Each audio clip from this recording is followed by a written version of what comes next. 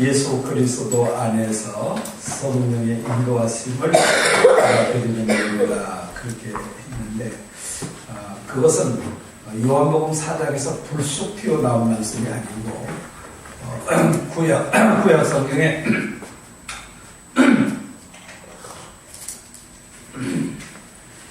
구약 성경의 성전에서부터 시작된 말씀이다.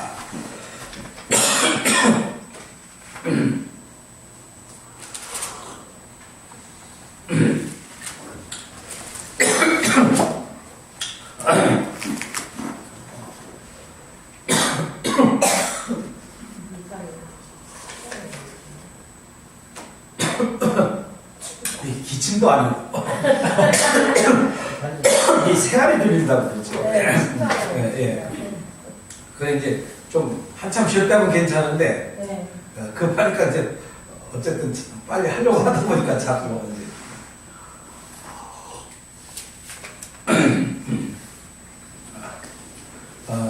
구약 성경의 이 성전의 구조를 보면 우리가 교회를 기준으로 해서 이렇게 성전을 한번 그려보면 저쪽에서 문을 열고 들어오죠. 그러면 이제 성소와 지성소가 나눠지게 되죠. 편의상 강대상 있는 곳이 이제 지성소다 이렇게 보고 여러분이 앉아 계신 곳을 이제 성소다 그렇게 하면 문을 열고 들어오면서 우측에 우리 이정혜 권사님이 계신 이쪽으로 떡상이 있습니다. 떡상. 그리고 이제 좌측으로 등대가 있습니다. 등대. 등자리라고 하기도 하고 등대라고 하기도 하고 이제 그렇습니다. 그리고 이제 요 바로 휘장 직전에 그 휘장 앞에 이제 분향소, 분향단이 있죠. 이것이 그냥 아무렇게나 된 것이 아니고 하나님의 그 계획하심에 따라서 그렇게 배치가 되어 있는 거죠. 그래서 오전에 우리가 참된 예배는 말씀과 진리이신 예수 그리스도 안에서 성령의 인도하심을 따라 드리는 것이다. 그렇게 말씀을 들었는데 이 성소를 보면 그렇게 되어 있어요. 그래서 제일 먼저 들어오면서 우측에 뭐가 있습니까? 떡상이 있죠. 떡상은 무엇을 상징합니까? 말씀을 상징하는 거예요. 말씀을. 그래서 말씀을 상징하는데 이 떡은 언제 교체하는가 하면은 6개씩 두 줄로 이렇게 진설이 되어 있어요. 그 12개는 곧 이스라엘의 12지파를 상징한다 그렇게 하죠. 그럼 이스라엘의 12지파는 누굽니까? 하나님의 백성들을 상징하는 겁니다. 그러면 이제 그 떡상에 있는 떡을 언제 교체하느냐? 안식일날 교체합니다. 안식일날. 안식일날 이제 그 전에 있던 것은 밖으로 물려내고 그리고 이제 안식일날 새 떡으로 교체를 하는 거죠. 그러니까 이 원리를 따라서 우리가 주일을 잘 돌아보면 주일날 우리가 하나님 앞에 나옵니다. 예배드리러 나오죠. 나오는데 무엇으로 예배드립니까? 하나님의 말씀입니다.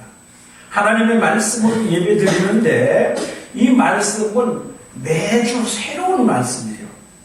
매주 하나님께 나와서 새로운 말씀의 떡을 먹으며 우리 하나님께 예배드리는 거죠.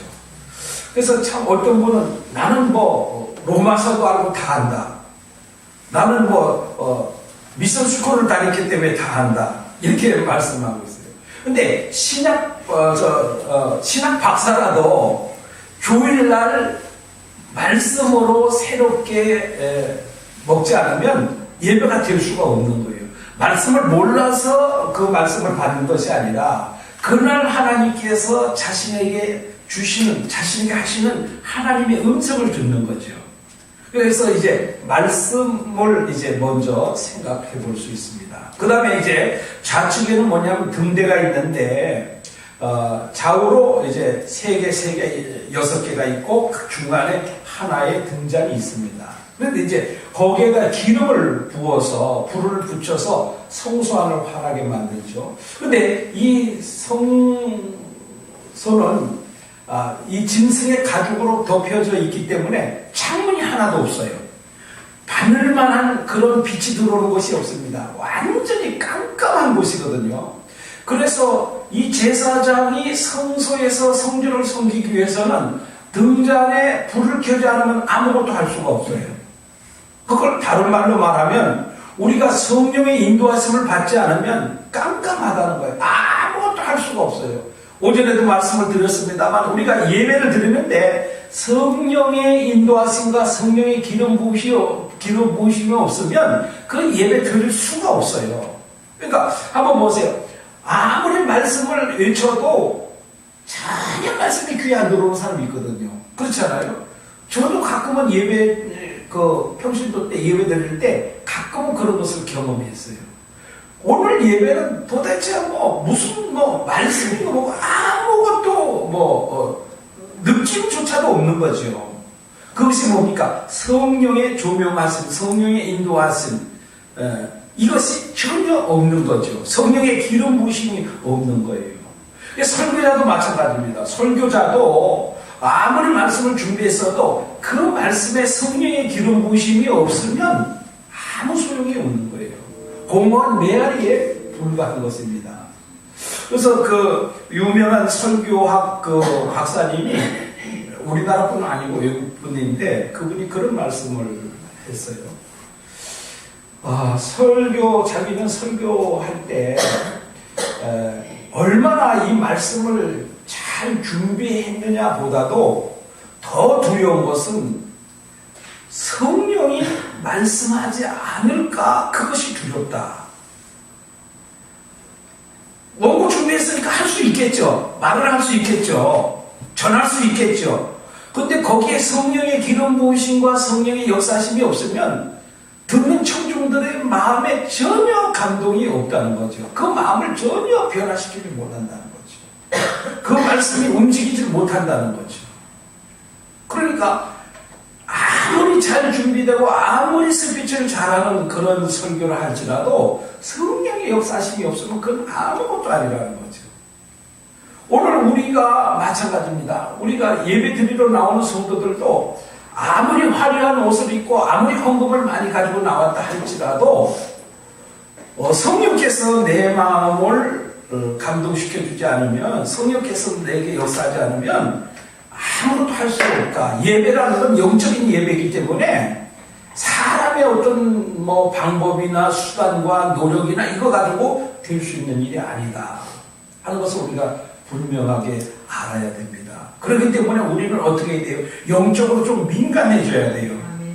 그래서 설교를 준비하고 설교하는 목사님도 이 말씀에 성령의 기름을 부어달라고 이렇게 간절히 기도해야 되는 것처럼 우리 성도님들도 간절히 기도해야 돼요.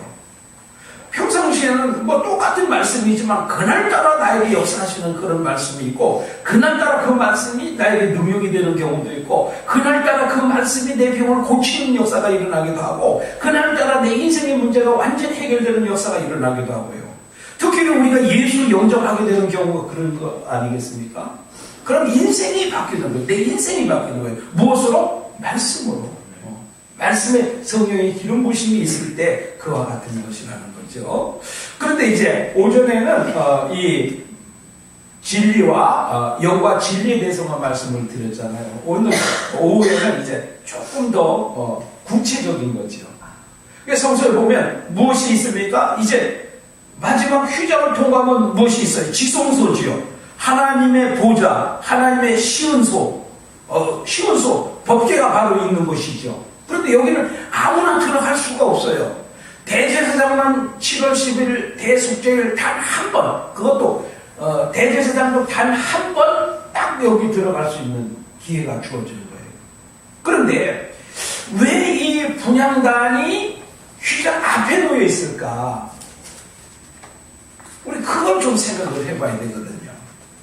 왜 분향단이 휘장 앞에 놓여 있을까? 여러분, 왜 그럴 것 같습니까? 왜 그럴 것 같아요?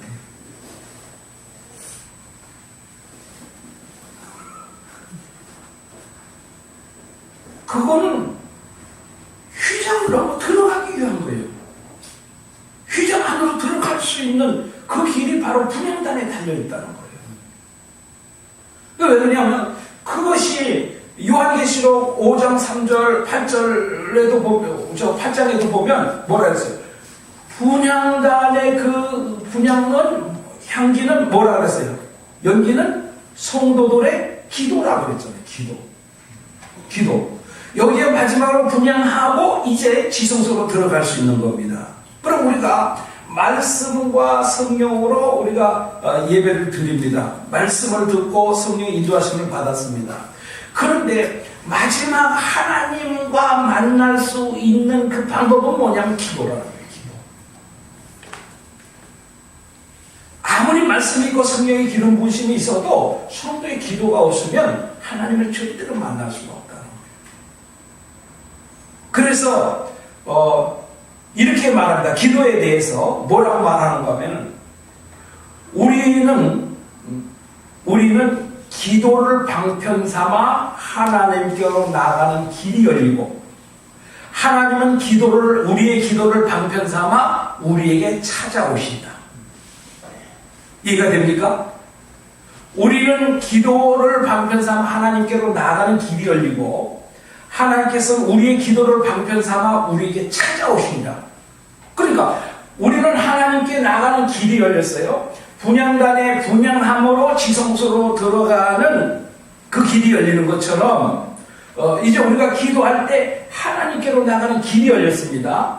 그럼 이제 우리 쪽에서 이제 일방이죠.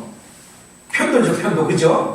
그러면 이제 하나님께서 우리의 기도를 방편 삼아 우리에게 찾아오시는 거예요. 쌍방이에요, 쌍방.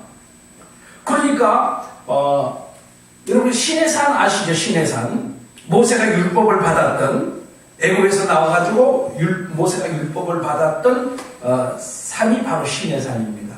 그런데 그 시내산에서 하나님께서 모세를 만나시고 율법을 주셨어요. 그런데 여러분 모세가 하나님을 만나기 위해서 어떻게 했습니까? 모세는 시내산으로 올라갔습니다. 그렇죠? 모세는 올라갔습니다. 그러면 시내산에 모세가 올라갔다고 하나님을 만날 수가 있었을까요? 아니죠. 하나님은 하늘에서 시내산으로 강림을 하신 거예요. 그러니까 모세는 시내산으로 올라가고 하나님은 강림하셨어요. 그래서 하늘과 땅이 만난 곳이 시내산입니다. 다시 말해서 하나님과 모세가 만난 곳이 시내산이라는 거예요. 그래서 여러분 오늘 우리에게 있어서 이 기도가 그렇게 중요하다는 거예요. 예배 요소 중에 아주 핵심적인 것만 오늘 오전에 영과 진리를 말씀하셨는데 조금 더 구체적으로 나가면 이 기도가 없이는 아무것도 이루어질 수 없다. 그래서 오늘 우리가 기도해야 되는 거예요.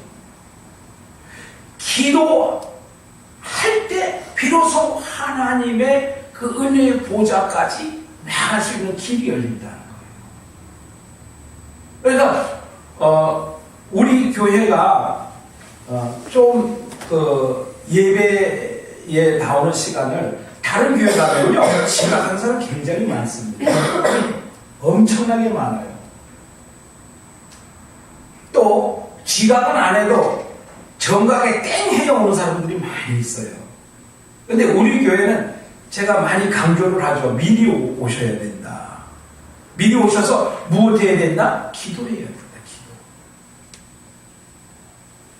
기도해야 하나님 만날 수 있다. 거기에는 물론 회개의 기도도 포함이 되지요. 그래서 좀 미리 오시라고 하는 이유가 바로 거기에 있어요. 우리가 기도하지 않고는 하나님 만날 수 없다. 그것을 우리가 꼭 생각하시고, 그러니까 영과 진리, 그러니까 떡상과 등대에서 하나님을 예배할 수 있는 영과 진리가 있죠. 그 다음에 성도의 기도가 있습니다. 거기에 이제 한 가지를 더 추가한다면 오늘 성경에 나와 있지 않습니다만 찬송이 있습니다. 찬송.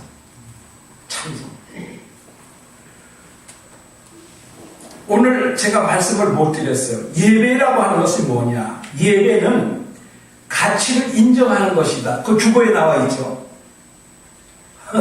보셨습니까? 주보 맨 끝에 나와 있습니다. 주어 맨 끝에. 예배라고 하는 것은 영어로 말하면 워십이라고 부르잖아요. 이 워십이라는 말이 가치를 인정한다는 뜻을 가지고 있어요. 두 단어가 합성돼서 나온 말인데, 그럼 가치를 인정한다는 게 뭐예요? 하나님의 하나님 되심을 인정한다는 거 아닙니까? 그렇죠? 우리 하나님의 하나님 되심을 인정하는 거예요. 그러면 뭐예요? 그걸 높이는 거죠? 그를 찬양하는 거죠? 그를 경배하는 거죠? 그것을 우리는 찬양이다, 이렇게 표현을 합니다. 그러니까 성령과 진리와 그리고 우리의 기도와 하나님을 경배하는 이 찬양을 통해서 우리는 온전한 예배를 하나님께 드릴 수 있다. 물론 이제 거기에 세부적으로 들어가면 또 다른 부분들이 더 있을 수 있습니다만, 우선 우리가 이 네 가지만 제대로 해도 우리 하나님이 찾으시는 예배자가 되고, 뿐만 아니라 우리 하나님은 그분에게 합당한 영광을 돌리게 될 때, 그분의 가치를 인정하게 될 때, 하나님의 하나님 되심을 인정하게 될 때, 그때 하나님은 하늘문을 여십니다. 하나님께서 하늘에서 강림하셔서 모세를 만나셨던 것처럼 하나님께서 오늘 우리에게 임재하십니다. 그러면 우리는 그 영광에 압도되죠. 영광에 압도됩니다. 정말 우리 예배자는 하나님 앞에 죽는 거예요. 하나님 앞에 죽어요. 왜 그렇습니까? 하나님의 그 영광이 너무나 엄청나기 때문에 죽는 거예요. 하나님 본 사람 보고 사는 사람 어디 있습니까? 아무도 없어요. 그러니까 하다못해 모세까지도 하나님이 손으로 바위 틈에 놓으시고 손으로 덮으시고 지나가신 다음에 뒷모습만 보여주셨다고 그랬잖아요. 그런데 하나님 뒷모습만 봐도 모세의 얼굴을 사람들이 쳐다보지 못했어요. 그 영광의 광채가 얼마나 엄청난지. 여러분, 오늘 예배를 잘 드리고 정말 예배에 성공한 사람 얼굴을 보면요, 광채가 나는 거예요. 광채가. 무슨 광채가 납니까? 하나님의 영광의 광채가 나는 거예요. 그런데 예배 드리고 나서도 오만 인상 다 쓰고 상은 찡그러져 있고 뭐 죽을 상이고 이러면 이거 조금 생각해 볼 필요가 있겠죠? 그래요, 안 그래요? 그렇죠? 하나님의 영광을 맛본 사람이 어떻게 인상을 찡그리고 인상을 쓰고 금방 죽을 사람 같은 그런 인상이 있을 수 있겠어요? 오늘 우리가 네 가지만 좀 잘 생각해 보실 필요가 있다. 이 예배를 네 가지를 잘 생각하시고 그 기준에 맞춰서, 그 말씀에 맞춰서 우리가 예배 드리려고 할 때 우리 하나님께서는 우리를 만나 주시는 거예요. 그럼 하늘문이 열리기 시작합니다. 하늘문이 열리기 시작하면요, 누구도 감당할 수 없어요. 질병도 우리를 감당할 수 없어요. 고통도 우리를 감당할 수가 없어요. 마귀도 우리를 대적할 수가 없어요. 정말 그 영광의 광채가 나는 것을 보고 세상 사람들이 다 부러워요. 세상 사람들. 어찌 그런 일이 있을 수 있는가? 당신 인생을 보면 정말 자살을 해도 수천 번 해야 될 사람인데 어찌 그렇게 즐겁게 살았냐? 어찌 그렇게 환한 얼굴로 사느냐? 어찌 그렇게 얼굴이 빛나느냐? 우리가 뭐 여기 화장품 많이 바르시잖아요. 네. 화장품도 많이 바르셔야 돼. 네. 그래야 화장품 장사하시는 분들도 먹고 살지. 네. 그런데 그거보다 더 좋은 건 뭡니까? 속에서부터 솟아나오는 기쁨의 크림을 바르기 시작하면요, 화장빨이 잘 받아요. 그런데 아무리 비싼 화장품을 써도 여자분들이 많았는데 뭐 화장이 뜬대. 나는 얼마나 뜨는지 잘 모르겠는데 화장이 뜬다는 거예요. 왜 그렇습니까? 속에 근심 걱정, 뭐 불안, 초조 이런 것이 있으니까 이 피부가 받아들이진 않는 거죠, 그죠? 피부가 어떤 뭐 부작용, 거부를 반응을 나타내는 거죠. 그러니까 그걸 뭐 뜬다고 표현하는지 잘 모르겠는데 하여튼 그런 것 같아요.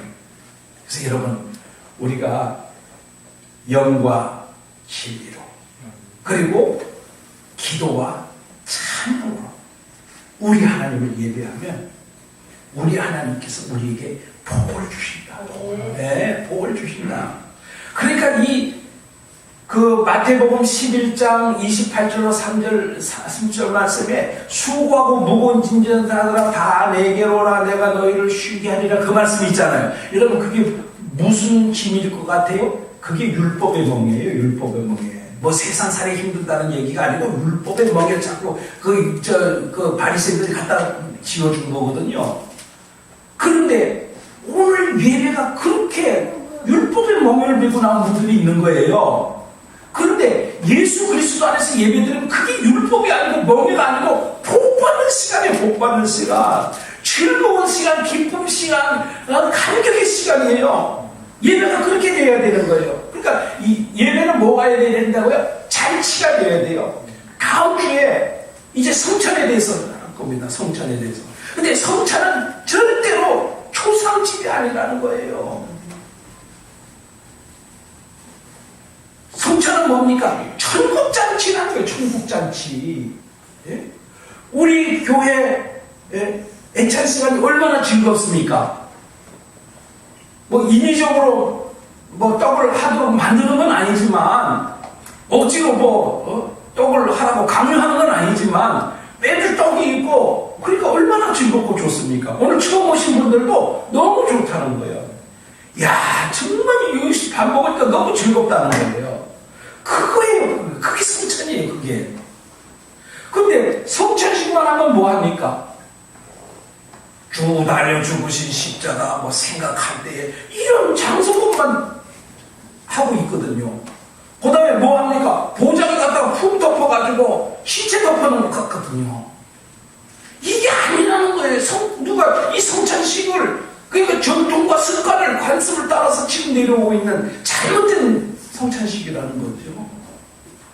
절대로 성찬식이 무슨 장례식 지내는 게 아니고 예배가 무슨 율법에 멍에를 씌워주는 그런 시간이 아니라 즐겁고 감격하는 시간, 기쁨이 넘치는 시간, 하늘로부터 내려오는 복을 받는 시간, 그런 시간이 되어야 된다는 거죠. 그 일을 위해서 누가 해야 돼요? 목사님 제일 먼저 노력해야 되죠. 그죠? 그래요, 안 그래요? 말씀의 책임은 누구에게 있어요? 목사님에게 있잖아요. 성경 해석의 전문가로 쓰어줬으니까 목사님에게 있어요. 그 다음에 누구에게 있어요? 우리 성도들에게 다 같이 있어요. 그 말씀을 들을 수 있는 그런 영적인 준비가 돼야 되거든요. 그걸 갖추는 일은 우리 성도님들이 하셔야 돼요. 그러니까 뭐 구약시대도 마찬가지예요. 구약시대에도 제사장들이 제사 지낼 때 10가지 그 단계가 있었어요. 10가지 단계. 10가지 단계 중에서 제사장들이 해주는 건 4가지밖에 없습니다. 나머지 6가지는 전부 그 제물을 가지고 온 사람이 직접 행하는 것이었어요. 근데 오늘날 어때요? 예배 시간에 전부 뭐합니까? 목사님 혼자 다 광대 노릇하고 성도들은 뭐예요? 전부 다 구경. 그렇지 않아요? 구경은. 아니, 그 예배가 잘못됐다는 거죠. 그러니까 그 예배는 곧 뭐예요? 목사님 설교를 얼마나 잘하느냐, 성가대 노래를 얼마나 잘하느냐, 그 2가지가 지금 한국교회의 그 기준점이 되어 있어요. 이건 아주 잘못된 거예요. 10가지 단계 중에 6가지는 성도들이 직접 다 하는 거고 4가지만 제사장이 해줬다면 오늘 뭐 설교라 이런 것은 목사님이 해줘야 될 것이고 성가대는 찬양해 줘야 될 것이고 하지만 모두가 함께 드리는 찬양입니다. 성가대만 드리는 찬양이 아니고 모두가 함께 드리는 찬양이에요. 우리 모두가 함께 다 예배에 참여하는 자가 되어야 되죠. 그러니까 우리 예배는 뭐 구경꾼 방관자가 있는 것이 아니라 함께 예배에 드리게 될 때 지루하고 따분한 것이 어디 있습니까? 그렇잖아요. 구경하면 지루하고 따분할 수도 있지만 함께 참여하는데 지루하고 따분할 수가 없는 거예요. 그러니까 우리가 예배를 바르게 드릴 수 있어야 돼요. 이거 지금 우리가 종교개혁 500주년 첫 달이잖아요. 첫 달에 제일 먼저 뭐를 다루고 있습니까? 예배를 다루고 있잖아요. 왜 그렇습니까? 카톨릭의 잘못된 예배를 개혁했다는 거죠. 개혁. 그래서 개신교가 생겨나게 됐는데 지금은 개신교조차도 예배가 잘못돼 가고 있는 그런 현상. 그런 것을 이제 종교개혁 500주년을 기념하면서 다시 바르게 개혁해 나가야 돼요. 그래서 예배는 항상 개혁돼야 돼요. 교회는 항상 개혁돼 나가야 돼요. 나 자신도 항상 개혁돼 나가야 돼요. 언제든지 우리는 아침에도 제가 말씀을 드렸습니다만 작년에 설교가 올해 보고도 기가 막히다 이러니까 발전이 하나도 않고 퇴보한 거예요. 우리 신앙도 작년 신앙이나 올 신앙이나 뭐 똑같다 그러면 이 퇴보된 거예요. 그냥 그 상태가 아니고 퇴보된 거예요 사실은. 그러니까 우리 신앙생활도 개혁돼야 됩니다. 아멘? 네. 우리 예배도 개혁돼야 됩니다. 우리 교회도 개혁돼야 됩니다. 설교도 개혁돼야 됩니다. 계속해서 더 나오는. 그래서 우리 하나님께로 더 가까이 새롭게 나갈 수 있는 그런 길이 열 수 있기를 축원합니다. 그래서 우리 하나님 아버지 감사합니다. 종교개혁 500주년 첫 달에 우리가 예배 개혁에 대해서 말씀을 상고하고 있습니다. 하나님, 우리 하나님을 하나님 되게 하고 우리 하나님께 합당한 영광을 드리기 위해서 우리가 바른 예배를 드릴 수 있도록 우리 성령 하나님 역사하시고 말씀으로 인도해 주시옵소서. 기도와 찬양으로 우리 하나님께 합당한 영광을 돌리게 하옵소서. 예수님 이름으로 기도하옵나이다.